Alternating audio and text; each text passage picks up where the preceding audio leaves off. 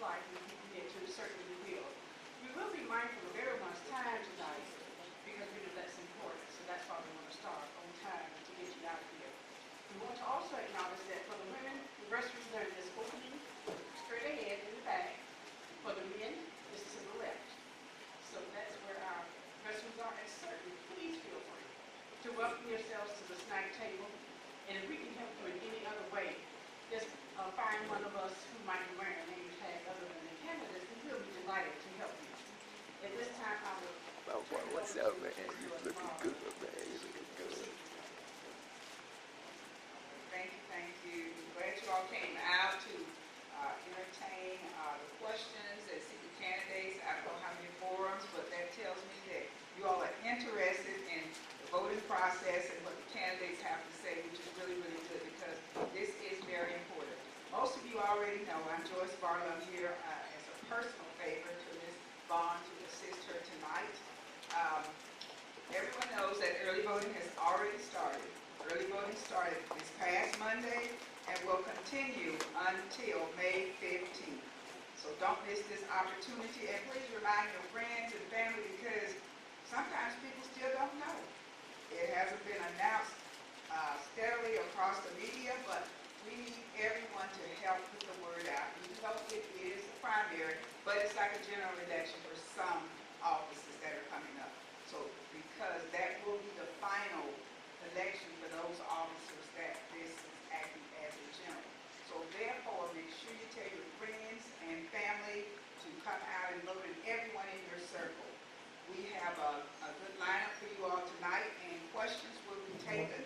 We will have cards passed out. If you have questions that you want to ask, put those questions on the card, and we'll have a runner that will pick up all of those questions, and we will try our best to get those questions answered for you. And make sure your questions will not get to the candidate if they are personal and vindictive questions. So just know that it must be questions of substance. All right, thank you. So we will move on now, and we will have our moderator come up, Ms. Elizabeth Fullerton. She will be our moderator for tonight.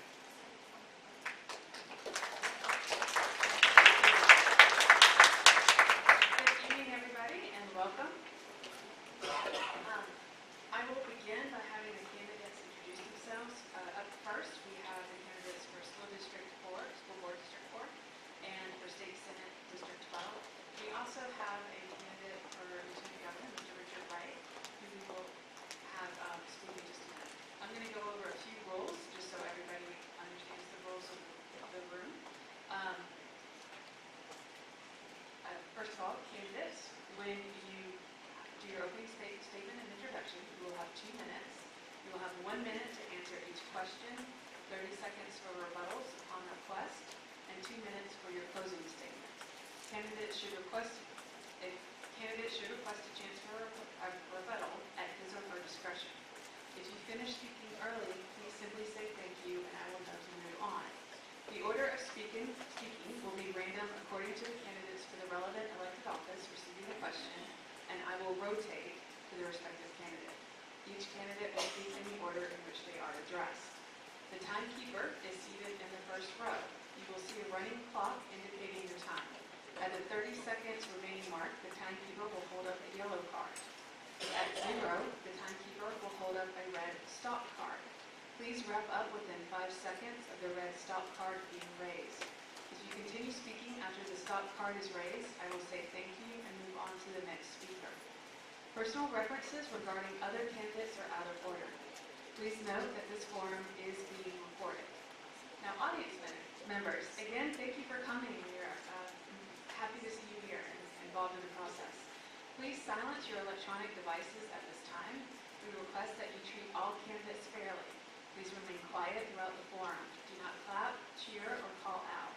After the closing statements, you may clap for all candidates if you wish. No signs are allowed inside this room. There are signs outside.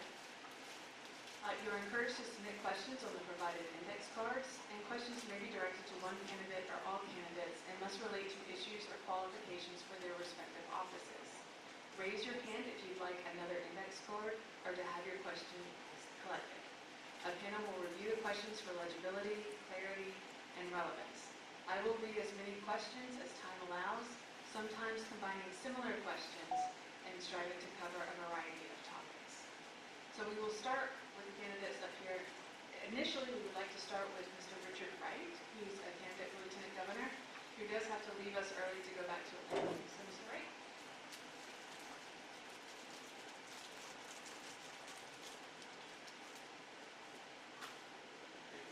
If a politician like listen, without a time limit, it's like you have to just get to talk. My name is Richard Wright, and the more I get to all my brilliance, I want everybody to repeat after me. Say, I am important. My views matter. Everyone in this room is important. There's no one that told us you're important today. Let me be the first person to tell you. So, who is Richard Wright? Richard Wright is a father. Richard Wright is a son. My mom stayed with me. Or if you ask her, I stay with her. I am a non-profit executive. I am a high school dropout who ended up becoming a CPA. I'm a concerned citizen. And so what does the Lieutenant Governor of Georgia do? It's an obscure position that nobody knows about, but it's very powerful. The Lieutenant Governor of Georgia is the president of the Georgia Senate. And so they have very outsized portion in doing bills, legislation. And so Richard Wright moved to Georgia in 1997 with his GED, and I moved to be a rapper. No one signed me, so my mother prayed me through undergrad, and so I went and got my BA, I got my MBA, currently a CPA, and I attended Georgetown Law School for tax. And so what am I running on? I'm running on 3 tenets. That's affordability, because my money is like your money, and our money isn't going far enough. I'm running on stability, because we're going to have to change the tenor and tone in politics now to get things done.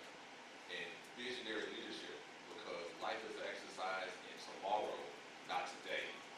And so when we talk about visionary leadership, it's heavy on our kids, right? It's heavy on educating our kids. It's heavy on preparing our children for the 21st century, for data centers, for AI. And so I'm excited to be here, and I'll leave on this note. We know about the Supreme Court decision that came down, right? And so that's why voting is important, because you can gerrymander a district, but you can't gerrymander a state. And so we're going to have to get out and vote like our lives depended on it. And everyone in this room is critical, because your vote is just as important as someone in Atlanta. Don't forget that. You're just as important as someone in Atlanta. And so I need you. I really do. That's why I'm here to learn. I'm here to fellowship with you. I need everyone in this room to vote. And so that's what we have to keep in mind. Vote. And when you go out and vote for Richard Wright, because you can't go wrong when you choose right. Thank you very much. Next, we will start with the candidates for School District 4. Adam Inyang. Just to let you know that Melissa Struthers was invited. She's the incumbent in this seat, but she was unable to attend tonight. However, we do have Mr. Adam Inyang here.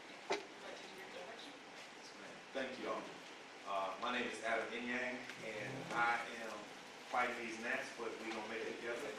I'm running for Doherty County School Board here in District 4, and I'm running to really help be a bridge. I thought, as I started this race, I had ideas about what I wanted to do. As I keep talking to more teachers, more admin, more parents, I'm realizing that one of the biggest problems is just this communication gap. Parents aren't able to get their requests and their responses answered by the school. The teachers aren't able to get support from the admin staff. The admin feel like the parents aren't doing enough at home to prepare the children. And so I've been having issues that now I'm having to champion. I'm calling school boards myself to help parents get things solved. And I'm like, why isn't there a system that is better suited to receive these inquiries and receive these things? So that's definitely one of the main objectives that I'm going to have when I get into the seat, is to be a bridge between the students, the parents, the teachers, and the admin, so that we can actually get some things done. It's a foundation foundational problem that I'm realizing it has almost nothing to do with the academics. And so once we can get some of those foundational things worked on, then we can actually expound and increase these reading proficiencies from 19, 20, and 25% up to 90% to match the graduation rate. And so as long as we have people that care, and we do have a lot of people that care, and they're showing up, they're overworked, and they're working hard, they're trying their best to meet the needs of students, but they don't have the resources and the support, I will make sure that we have the resources and support in the classrooms. I'll make sure that we can pay our teachers more by trimming the fat, getting rid of some of this top-heavy admin that my dad has told me was an issue. I don't know if you want me to put his name in there, but he understands. And actually one of his positions over at Albany High was one of the areas I was looking to cut. So he's retired over there. But once we get some of that fat trim, we can actually pay the teachers more, give them the resources and help they need, and improve the school system. Thank you. Now we will move to the candidates for State Senate District 12. We have candidates Edward Brown and Corey Morgan with us today. And Mr. Brown, if you would like to do your introduction. Good evening. Good evening. I first want to start by thanking Hines Memorial City Church for the invitation this evening, and thank you all for showing up to participate. Friends, the Brown campaign at its core is about lifting people up. Whether it's by expanding Medicaid to cover 300,000 more Georgians, whether it's by recalibrating our QBE formula for how we fund our public schools so that we can account for poverty, whether it's by erecting an economic development bank to help bring jobs and industry back to Georgia. Our campaign is about lifting up. Now, when Senator Sims endorsed me, she did not take that decision lightly. She didn't have to endorse me. She chose to endorse me for one simple reason. Was it because I have 3 masters and a doctorate from some of the best universities in the world? No. Was it because I work at a leading think tank in D.C., advising congressmen and senators? No. Was it because I served in President Obama's Council of Economic Advisors? No. It was because from day one, our campaign outlined a strategic vision for Southwest Georgia. One that is rooted in lifting people up. So before you go to bed tonight, please visit votebrown.com and read all about that vision. We have a detailed plan for every issue that is affecting Southwest Georgia. Thank you. Thank you, Mr. Brown. And Mr. Corey Morgan. Good evening, everybody. Good evening. My name is Corey Morgan. I'm a candidate for State Senate District 12. I want to also thank everyone for your presence this evening. Seeing multiple faces at each forum, and that's so important on making sure that you all know your candidates, know the issues that we care about, our plans to create the solutions for the world. I'm a son of Southwest Georgia, born and raised in Camilla, Mitchell County, but with roots all across this region, here in Albany and in Calhoun County. I was raised by a strong black family who really instilled in me my faith first, an attribute of hard work, resilience, and as always, I want to shout out my beautiful family here. Tonight's a very special night. I have my grandmother here. I think this is her first political forum as well. My campaign is also rooted on really eradicating this cycle of poverty that we find ourselves in. You can see the results of that in our community. We have our youth who are dying every day. Folks cannot get the wages that they need. The bills are getting higher, but the wages are not matching that area. And that takes some intentionality. I want to carry over the work that I've already done for the past 6 years on the Camilla City Council. I was reelected in 2018 by merely 8 votes, but my community sent me back to work 4 years later with an overwhelming 79% of the vote. That is because we have been adamant about addressing the affordability crisis, by providing utility bill credits directly to our ratepayers. This is all ratepayers across the city. We're going to continue the practice of investing in our youth and our seniors because our youth are our future. My name is Corey.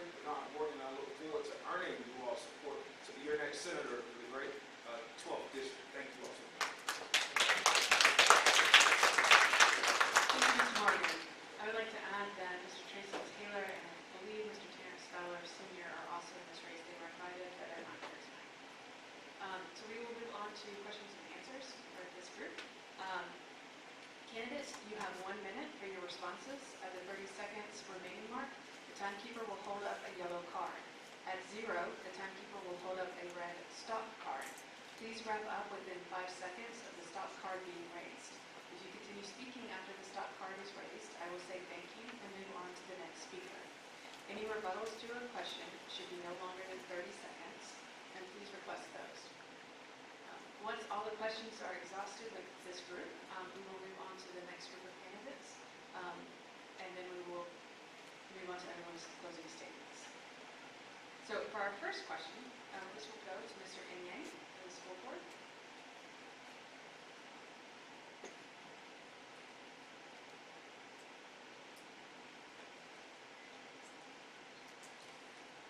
Mr. Inyang, what specific strategies would you support to address learning loss and achievement gaps, particularly in reading and math proficiency across all grade levels? Thank you for the question. So, as far as reading goes, like I've said in former earlier forums, we need to reintroduce reading, the fundamentals, get back to reading books, take tablets out of the classrooms up to a certain point, and have the children read books, do math, instead of using these electronic devices, and actually use a pen and paper, write more so that they can actually express themselves in written language more effectively. Right now, we're at 20% reading proficiency. I think that's about the average from elementary, middle, and high school.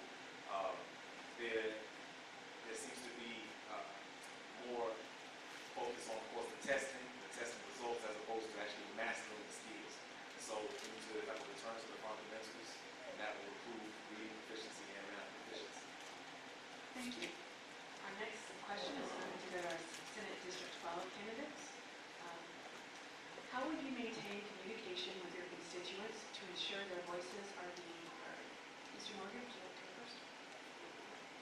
Thank you for this question. It's one of my favorite questions, is making sure that we are engaging with our constituency, the most important thing that we can potentially do in these races. I've, again, been a city council member where I've had to listen and sit with our community, and we engaged our community by hosting town halls in our district, canvassing the community, wellness checks, even after we've been elected, so that our residents know that we're here to stay and we're here to truly listen to their concerns. I promise you all, I'm super excited about potentially being you all's next senator. This constituency services program that I hope to deploy will be something that this district has not seen in years. I want to connect with our voters where you are. Our voters here host several events in the community, host a weekend community.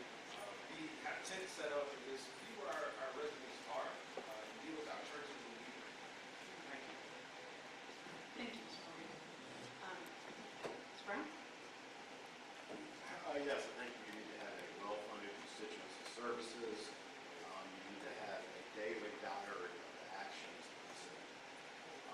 my staff will be encouraged to publish minute-by-minute detail of what I am doing during session, and then out of session is invariably a quarterly time. Thank you very much. We have one more question for our school board district 4 candidate. What personal experience do you have as an educator or interfacing with Dougherty County school systems that will enable you to implement appropriate situations? Well, my experience with the Dougherty County school system, vast, deep. I got some of my educators here actually in the building. I was raised in Dougherty County schools. I excelled in Dougherty County schools. I'm proud to say, listen, when I graduated, I had a 3.87 GPA. I had a 1,300 on the SATs, a 1,900 with the writing part. I'm very smart. And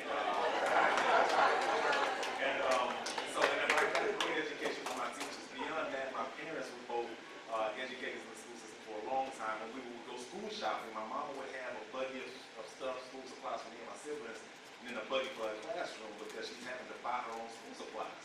That's a situation I'm familiar with. When I got to young adulthood, I actually would go to the alternative school and speak to the young folks for a long period of time. So when we got to the kids would be punished and not allowed to come see me speak if they were misbehaving. Beyond that, I volunteered and done several different youth engagement activities with the schools. I've never been employed directly, but my experience with the school system is vast and deep and heartfelt. Thank you, Mr. Amy. And now for the state senate candidates. Do you support, let me rephrase that. What is one piece of legislation that you would like to support and or introduce during the next General Assembly session? In particular, what are your thoughts on including healthcare, especially mental health care in Southwest Georgia? Mr. Brown? Yes, well, what I would like to introduce on day one is my proposal for the economic development act, so that we can get more capital down to our rural areas. Because our current framework for how we are funding these areas is insufficient. The Department of Community Affairs, it has $35 million a year in appropriations, and our rural areas need far more than that. As far as healthcare, plain and simple, we've got to expand Medicaid. It is the most cost-effective proposition imaginable. $30 million a year, 300,000 additional coverage. Cuts our coverage gap in by a quarter. By a quarter. There's only so much that we can do at the state level. A lot of this is going to have to be done at the federal level, but we can, on day one, expand Medicaid, cover 300,000 more people. That is true. That is an issue that every person at the Capitol should be on. Thank you, Mr. Brown. Mr. Walker? Thank you again for that question. For me, I want to address again the affordability issue, but specifically one that our residents know all too well in this region is the high utility bill prices. In this past legislative session, SB 34 was a bill that was introduced that would have provided some ratepayer protections for folks from Georgia Power, other large utility companies. But unfortunately, that bill was not supported enough. And again, our current senator did not support that bill and voted with Georgia Power. I am interested in providing a framework for our MEAC cities, which are city-owned utilities. Camilla, Albany is one of them, where we add more ratepayers to our boards. We need more ratepayers and less elected officials making these decisions about our costs. And as for healthcare, every gubernatorial candidate, every governor's candidate is discussing, tapping into the $9 billion surplus. We need state senators that are going to be ready to bring those resources down here to Georgia, Southwest Georgia. And as your next state senator, I'll be advocating for a piece of those surplus to be used for reopening healthcare facilities in our region. Thank you very much. In the interest of time, we're only doing a maximum of 2 questions per race. So we're going to move on to the closing statements room. You have 2 minutes for your closing statements. Again, at 30 seconds, the yellow card will be held up, and then 5 seconds left, you'll have your red card. If you continue to talk after that, I will say thank you and move on to the next candidate. So, Mr. Inning, would you like to go first? So I hope everybody has made a chance to vote or has voted already. But one of the things that I'm passionate about is making sure that this money stays here local. And so I have an RFP here from the city, a request for proposal, about a residential property maintenance and management company basically taking over, I believe it's these projects right here. We should have educated young people that are able to form a corporation, apply for this contract, keep this money local. In fact, actually, because I don't know anybody, if y'all know somebody who can actually fulfill this contract locally, that would be great. But more of these local contracts can go to these young people if we educate them here, if we teach them the skills that they need. We need more HVAC, we need more electricians, we need more of these skilled laborers so that we can actually win these subcontracts and then go up and grow these firms up. Now they're the big firms in town, and they're winning contracts straight out of high school. That should not be far-fetched. That should be something that we do on a fundamental level for all of our students. We can equip them to not only win these contracts here, but to go to Tipton, go around, and now we get all this money, and Albany is back to what it used to be. That is what I want to help do, that I know we can actually do as a beautiful community. I appreciate y'all. I hope I can get y'all's vote. Thank y'all.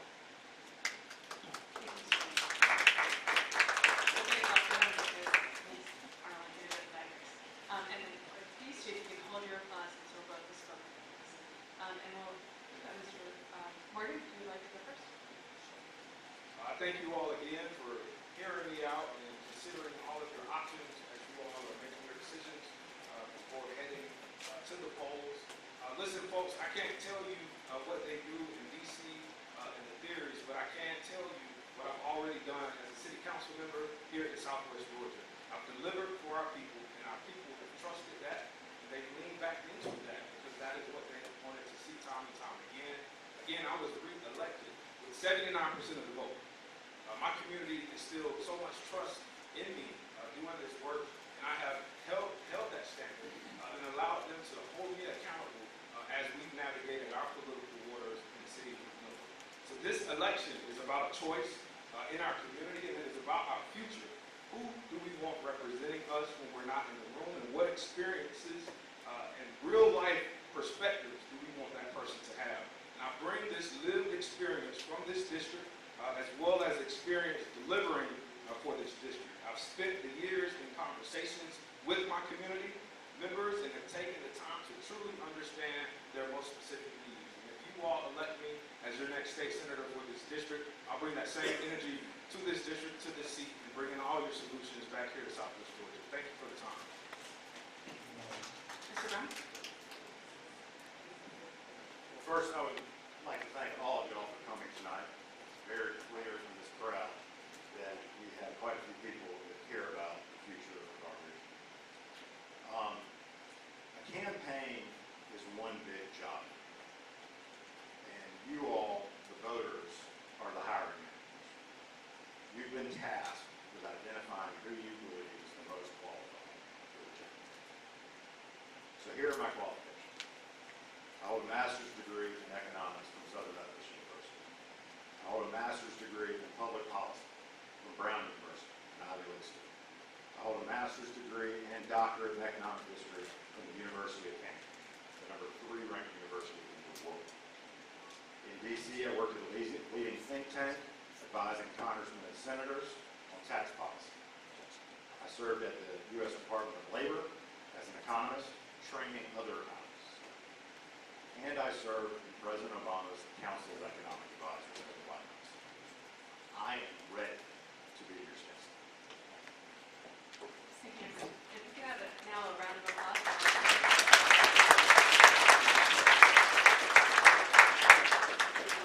I would like to thank all 3 of you for coming and presenting your platforms to us today.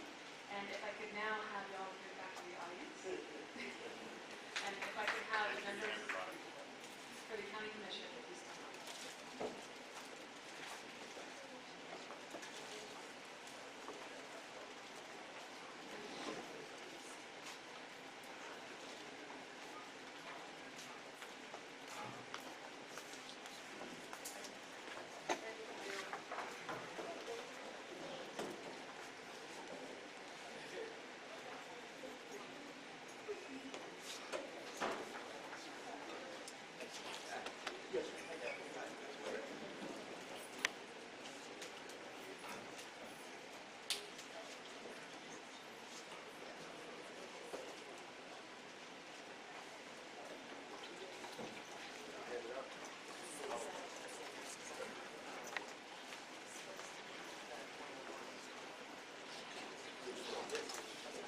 Thank you very much. So again, we will begin with opening statements. You have 2 minutes for your opening statements. At the 30-second mark, once we get our time to go back up here, it'll be a yellow card will be held up at 30 seconds, and then once you reach your 2-minute mark, the red card will be held up. If you continue to talk, I will say thank you, and then we'll continue. After we do opening statements, we'll do 2 questions and answers, 1 for each race, and then we'll continue with closing statements. And again, if you could hold your applause and any comments until the end, we'll give a round of applause to everybody once we finish all of the closing statements. So if we could begin. So these are these 2 races are for the county commission chair and the Garden County Commission for District 6. So if you could begin with 4. I'm sorry, 4. 6 and 4. Yes, sorry. We have several candidates who are not here, so I apologize for that. So if we could begin with the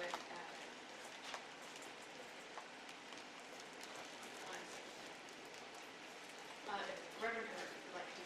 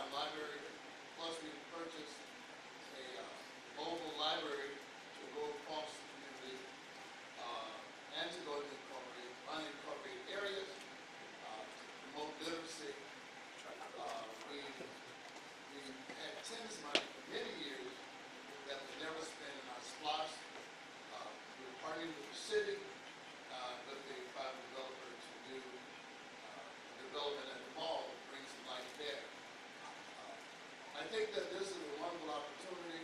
I come with my own core values, being raised in Lee County by my great-grandma Callie, my grandparents, on my mom and my dad's side, and from my parents, who taught us about community and the importance of caring about people, caring about the least of these, having a sense of a compass, of knowing where you're going, and knowing how to get there, and to never go alone, to take others with you. So that's what I bring in my leadership. I offer no excuses. I think that we've moved the county forward. We've done several, such as My Justice Portal, giving laptops to the jailers, to the people in jail, so they can. Anthony Jones. Mr. Henry Mathis is also running for the county chair.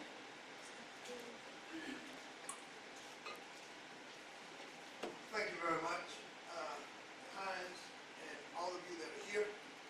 I'm running because I'm qualified to run. I'm running because I have a degree in political science, I have a master's in criminal justice, and I have a master's in public administration. And I'm running because I want to make certain that we don't leave our county with a deficit. Today, as I speak to you, your county is facing at least a $6 million deficit, and it could potentially be $8 million. County government is mandated by the state. The Constitution, it tells you what the responsibility of county government is. And most of you probably have one of my handouts. I want you to know the role of county government, because I don't want to sell you something that I can't deliver on. But if you understand the role of county government, then you will know what to expect. So I can't come telling you I'm going to do this, and that, when the county cannot, because the state constitution does allow it. I would be one who would follow the state constitution. I would be one who would adhere to Dillon's rule, which specifically says that you can only do 1, 2, 3, 4, 5, and 6. So that's why I'm running. And I want to create a fertile environment for economic development. And you know what else? I'll work with all of the commissioners, the Republican commissioners, the Democratic commissioners, and the Independent commissioners. I will not work with 57% of the commission. I will work with the entire commission. Thank you very much. I'm Henry Mathis, I want to vote. Thank you both. Now we'll move to the Dougherty County Commission for District 4. Mr. Mathis. Good afternoon. It's a pleasure to be in the house of the Lord. It's that reason why we're going to go into a personal story. My name is Anthony Patterson, and I'm a Dougherty County native. I earned the rank of Eagle Scout at the age of 16. I sit on the board of trustees for my church, Praise Chapel CME. Shout out to Sister Church. Happy to be here. I'm in my third year serving as the president of Sisters for the Law Investment Club, where we manage a live portfolio and we help people invest. I do have ADHD, and for some of you that don't know, 1% of the population has visual snow syndrome. Ask me about that later. I was not the kid playing traditional sports. I was the one reading books, playing chess, and spending my weekends volunteering at Boy Scouts. I didn't go to college. But I bought my first house at 22. I bought my second house at 24. I'm now 29 years old, and I've achieved my personal goal of having a personal network, a positive network. I'm running for District 4 because I have a deep passion for helping people improve their situation. I know firsthand that there is a different path that people can take, that this county can take, that citizens can take, and I want to be the one to guide the county in that direction. Thank you. Thank you, Mr. Patterson. And now Mr. Jones for District 6.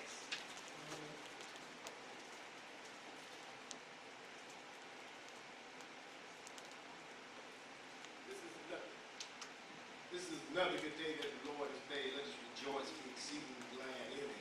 Amen. Anthony Jones, District 6 County Commissioner. born in Alabama, Georgia, claimed me in 1985. I have my daughter and my wife and my daughter. Behind two women, behind one good man, that makes me feel real good. So, but we appreciate you. Educated three children in the school system. So this is my 41st year in Doherty County, and we're out in District 6, and that's God's country, according to my colleague Victor Evans. But anyway, enough of that.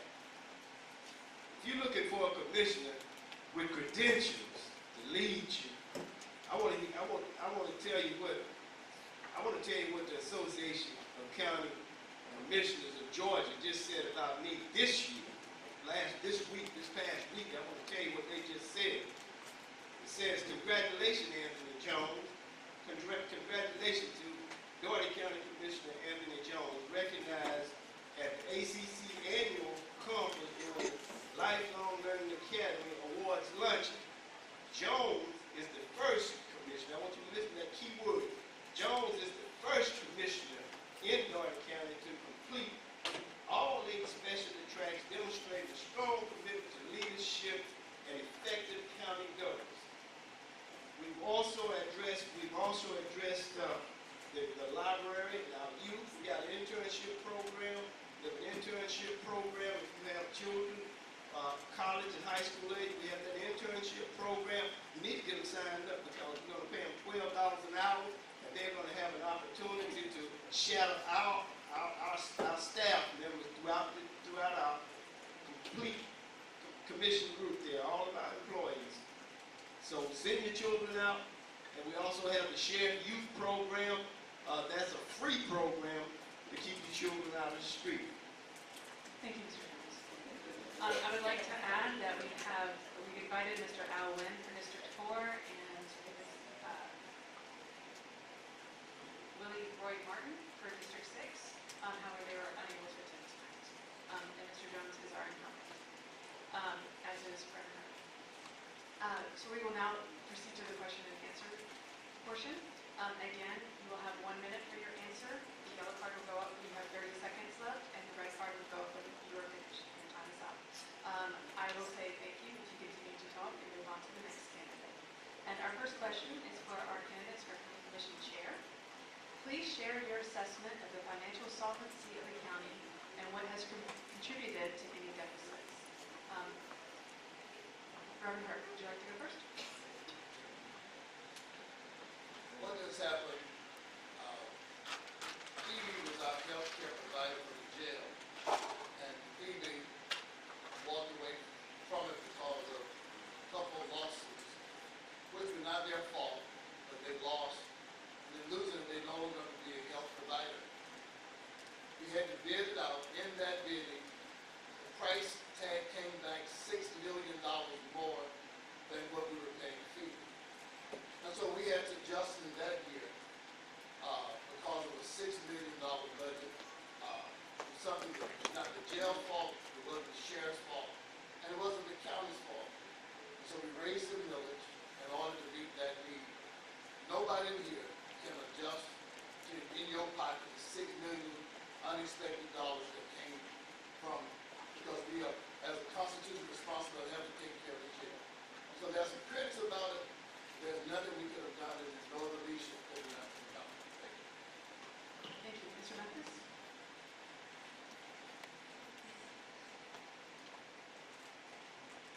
In order to be physically conservative, the chairman of the Doherty County Commission has to have vision to see down the road when these impediments are going to come. And you can't do that by giving away $200,000 here. You can't do it by spending money over here. You have to do a comprehensive analysis of the county's finances, and you have to make the necessary decisions to cut and to eliminate the waste and the potential fraud that exists. Thank you very much. Thank you very much. We'll move on to a second question for our other candidate. environmental concerns in your district? In particular, what is your opinion of having AI data centers introduced to Southwest Georgia? Mr. Jones, would you like to go first? How will you handle environmental concerns in your district? In particular, what is your opinion of having artificial intelligence data centers in Southwest Georgia? That's probably like most of them, we're not all that familiar with those data centers. We just had someone come before us this week to explain to us about data centers because we were not that knowledgeable in it.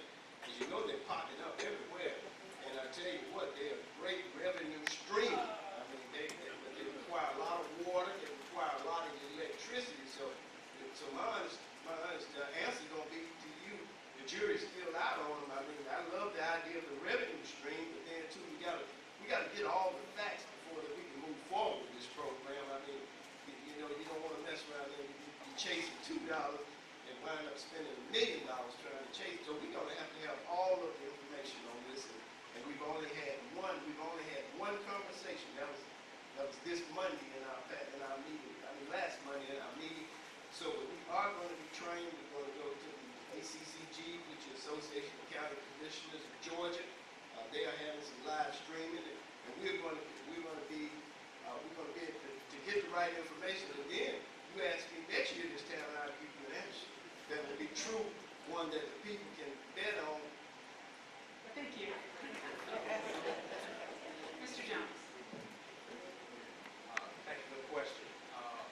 As it stands right now, I am a no on this. I am a no on this.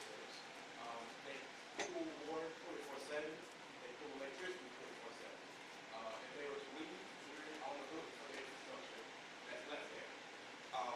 Any jobs they bring, construction jobs, that's out of state or from Atlanta.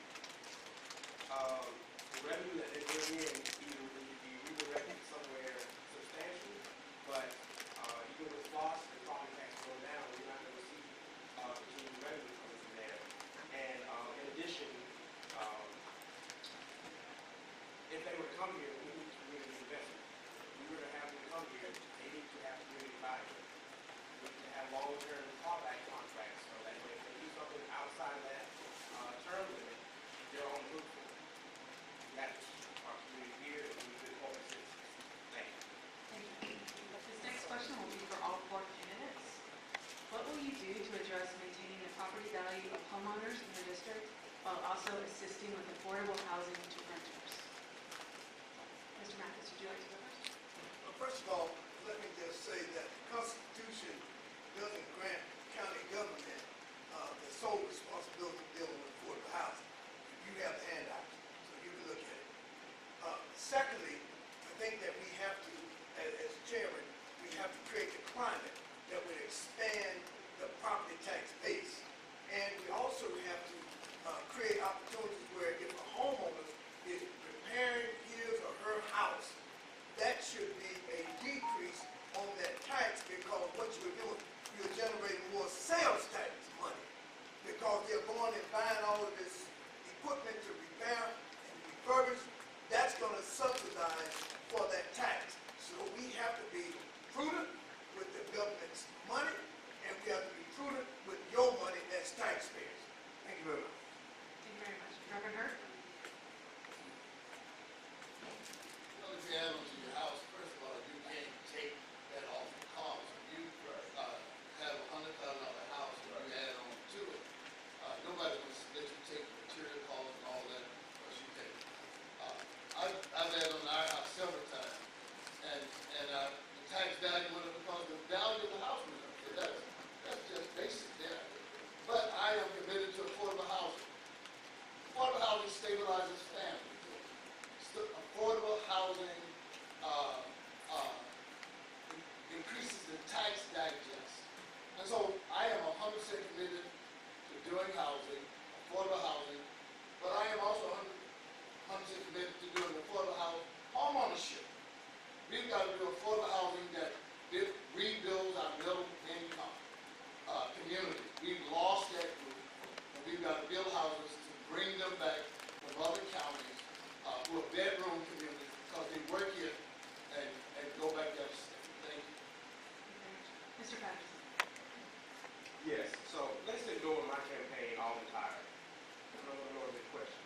talk about floss.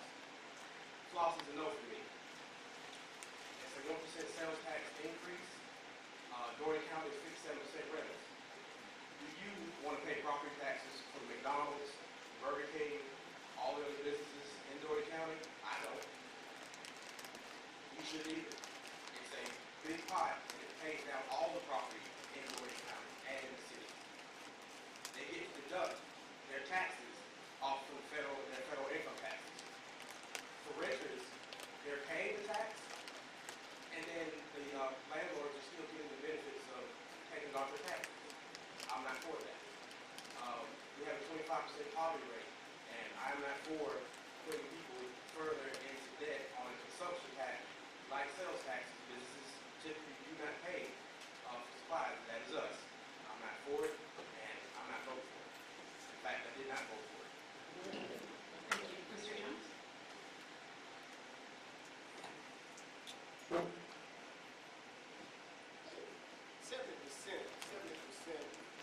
Seventy percent of the property, I don't know if you know, I'm giving you the exact number here. 70% of the property in Albany, Doran County is rental property. Rental property. That means real estate persons controlling that. So I'm always for the little guy, because I was a little guy. And I'm still a little guy, but I'm a medium-sized guy. But here's what I've done. We've had a financial literacy program with patrons from Job Corps and all these other areas, the housing authority. We brought those folks in. We trained them with teamed up with Ameris Bank, and we trained them about checkbook writing, just financial literacy programs and stuff. And after we've done that program, we lasted 8 weeks. Out of that program, we had 2 individuals that have applied for homes. And in fact, they got approved. One lady has a home that she's been approved for. But see me afterward, I can give you a lot more information on that. Thank you very much. We will now make the closing statements, and please hold all applause to the end. Do a round of applause for everyone at the same time. Mr. Patterson, would you like to go first? And we have 2 minutes for the closing statement. Good afternoon again. My platform is about retaining our talent, rebuilding glory, and getting our jail in. I would love it in jail. Our jail is about 40% of the county budget. Everybody getting inside the jail is a direct cost. And I got that for jail.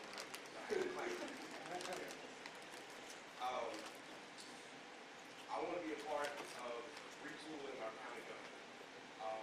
Just from living here and just from being a young guy here, there's a lot of things that I feel like I can bring to the table in fixing the county government. And I want to be your advocate. I want to be the transparency that you deserve. In District 4, there's not been any town halls, there's not been any forums, we've not had any representation these past 8 years. And can I come to you and not do a job for 8 years and get $120,000? You can't get $120,000 to do nothing for 8 years. Not talk to you. Because if you run in Georgia and nobody else runs, you win. You win. We paid the current guy $120,000. I'm not good with that. Thank you. Thank you. Mr. Jones? I just waste so much time. I just got to tell you about the program that we've been involved in. I just want to tell you that it's closed. It's not important. Kitchen table item was important for me. That's what I want to talk about. I thought I had it. Okay, kitchen table items. I mean, public safety. I mean, we want you to know about in the unincorporated areas. If your house catches fire, we got a tanker truck, bring 3,000 gallons of water, and they pump that water 3,000 gallons in 3 minutes. They go back and retool, hold your house while at bay. We didn't have any warnings. We didn't have any warning devices in the unincorporated area. We pushed for those things. Now we have warning devices all over the unincorporated areas. When you have a tornado, you don't have to wait on the city to come on. We already have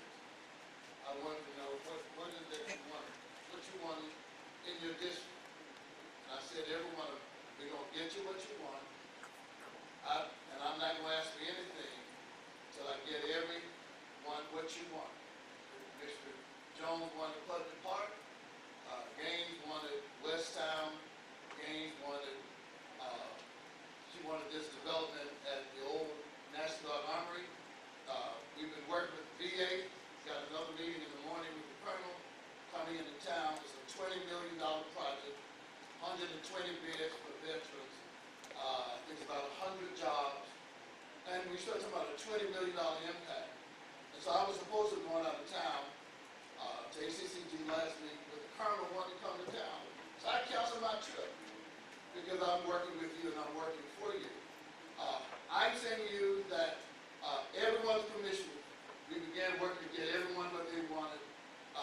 And I said that once we get what you want, I want housing for our people. I want, and Commissioner Jones would tell you that is what I said to every one of them. And I'm telling you, affordable housing is what I want to see happen. Listen, we're doing three houses right now, chip housing. There he is in the back. He started, Harry James started us with the chip program when he was a commissioner. And we're doing three. We've got another $500,000 where we're going to do 5 houses. But I wouldn't talk about that. And I don't talk because it's so small. It's just like I tell people, if you tell people who I pastored that I bought a van, that's so small on what we can do. Don't put that on my history. I'm telling you, housing, affordable housing will make it happen. Thank you, God bless you. Thank you, Mr. Mathis. This election is about a choice. You have two candidates vying for the position. You have one who's studying on the job, and you have another one who has experience on the job. Our main responsibility is to make certain that we are sound fiscal agents for your money, for your taxpayer money. As I stand before you today, I've seen money being spent. For example, the lobbyists that was getting $150,000 a year ago, now they're getting double that amount. So that's a concern for me. And what are we getting from the lobbyists? Then I see a $6 million deficit. We say that it's all because of Phoebe pulling out, but we have to have vision. We have to have a commissioner chairman that will work with all the commissioners and not 57%. We need to create a fertile environment for economic development. If affordable housing was a big need, private investors that I know and others will be busting their doors down building housing. But that's not happening. So you ask why? One of our core responsibilities also is public safety. And with what's going on in our county now, people look at a safe community. So we have to get to our core values. And public safety is certainly one. Fiscal responsibility is another one. Accountability is another one. And transparency is one. So we have to do that. If we're going to grow this county, we have to expand our vision. Thanks, sir. No, excuse me. Y'all forgive me. All of y'all here, stand up, wife. My wife. Lord knows I can't get back in the house. Thank you. Thank you for my wife. Thank you very much. God, I can't get that up. If we can have a round of applause for all of our candidates. Thank you very much. Just to double check, do we have any candidates for the Superior Court Judge position for them?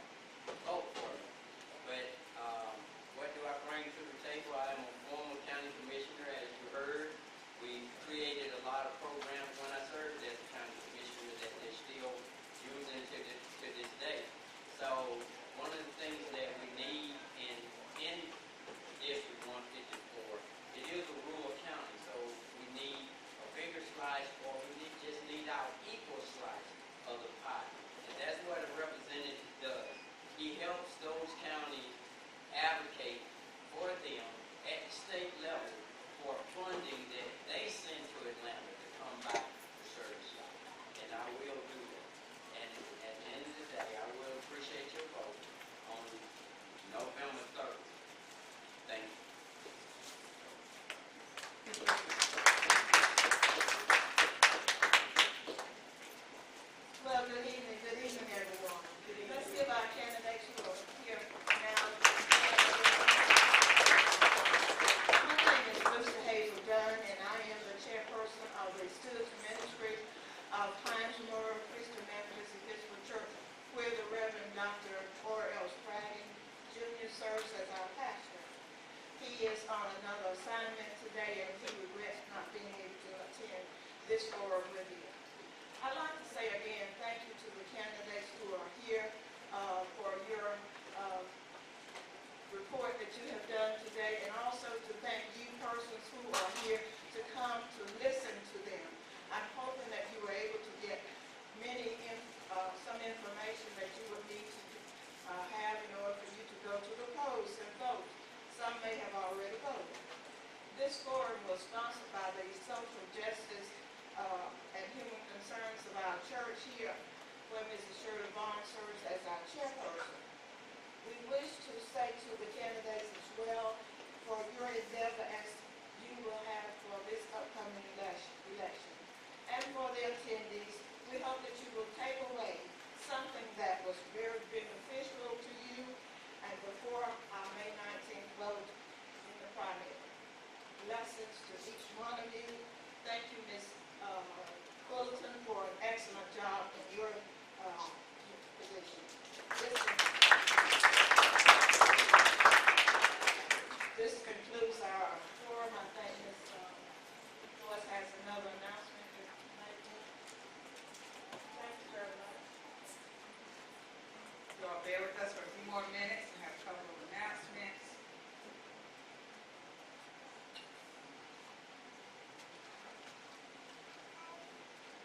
Okay. Next week, Tuesday, 5/5, the superintendent of schools, Walter Thorne, he's your candidates. For Public Service Commission, Angelia Presley, and Labor Commission, Christine Wise Smith. They will be here Tuesday, 5/5/2026. That's next Tuesday. Tentatively at the Oak Ridge Event Center. There will be an e-blast sent out once this is finalized and confirmed. And also, Lance Bottoms will be here Friday, May 15, 2012. Location has not been finalized, but she will be here on the 15th of May. Okay, so put that on your calendars, and there will be e-blasts sent out about it, and our flyers will be circulated to the community. All right, that concludes our program, and thank you all for your attendance tonight.